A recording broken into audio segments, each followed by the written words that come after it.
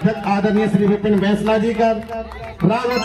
आदरणीय जेलदार साहब, ये जो रावत पाल है ना, ये सनातनी पाल है।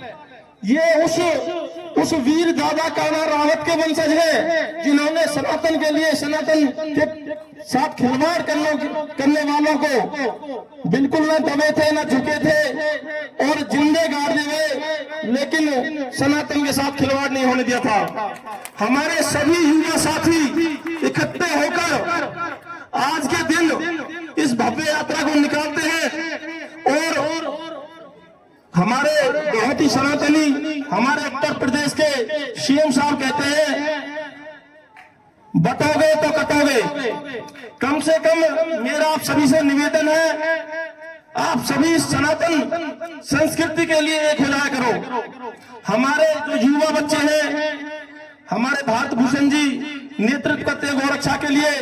हमारा बच्चा गांव में जब ऐसी कोई बात आती है तो गौ माता की सेवा के लिए, गौ माता की रक्षा के लिए सभी इकट्ठे हो जाते हैं।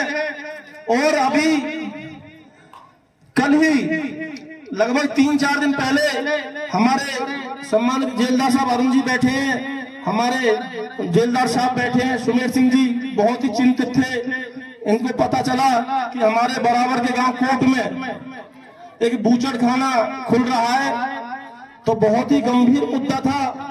जब हमारे पूर्वज इस सनातन के लिए जिंदे कर गए थे, तो हम कैसे, उनकी पीढ़ी, उनके वंशज कैसे ऐसे स्वीकार कर लेंगे। तो उन्होंने, मेरे पास फोन आया था, आदरणीय हमारे सरपंच साहब बैठे हैं, बहुत ज्यादा चिंतित थे, तो सभी इकट्ठे हुए, डीसी साहब से मिले, उन्होंने जांच करवाई। जांच करने के बाद कुछ हमें कमी मिली कि ऐसा तो नहीं है सरकार का इसमें सहयोग हो, सरकार ने जो एनओसी वगैरह दी हो। सभी कल पूरी रावत पाल की सभी 9 गांव की सरदारी इकट्ठा होकर सीएम साहब से मिलने गई थी। सीएम साहब ने आश्वासन दिया था, अगर ये वैध है तो भी इस पर रोक लगाएंगे, अवैध है तो भी इसे नहीं खुलने देंगे।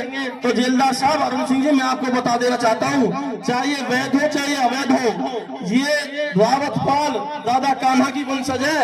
ईंट को उखाड़ के ले आएगी, चाहे कहीं से सहयोग मिले और जरूरत पड़ी तो हमारे सनातनी अरुण जेलदार साहब, वो भी सनातन के समय पे सनातनी है और समय समय पर हमें मार्गदर्शन करते रहते हैं। हमारे जेलदार साहब भी सनातन की जहां वो सबसे आगे होते हैं। तो मेरे युवा साथियों, मैं भी आपका भाई हूँ, हमारे बड़े बुजुर्ग बैठे हैं, अगर ऐसी कोई बात आई, सभी मिलकर इकट्ठे होकर इसे बूचड़ खाने के, तो क्या अगर ऐसी कोई भी वारदात, कोई भी हरकत हमारे सनातन के खिलाफ होती है तो हम सब एक होकर, इकट्ठे होकर इस लड़ाई को लड़ेंगे। आज जो इतना भव्य कार्यक्रम, अब यात्रा निकाली जाएगी और बहिन गांव का बच्चा इस यात्रा में शामिल होगा। ऐसी यात्रा निकाली जाएगी जिसकी आवाज पूरे पलवल जिले में जाएगी। मैं इस कार्यक्रम के संयोजकों को बहुत बहुत बधाई देता हूँ, बहुत बहुत धन्यवाद करता हूँ। राम राम जी।